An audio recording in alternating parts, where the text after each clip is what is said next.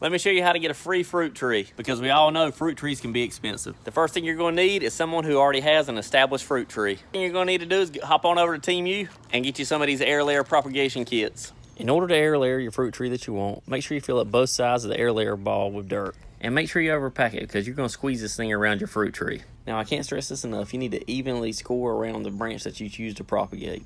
All you're trying to do is remove about a 2-inch section of bark all the way around the branch that you choose. Now would be a good time to tell you that Team U has a lot of different products to choose from gardening all the way to clothes and electronics. Now what we're going to do is place that air layer ball that we filled up with soil earlier and place it snug around the branch that we scored.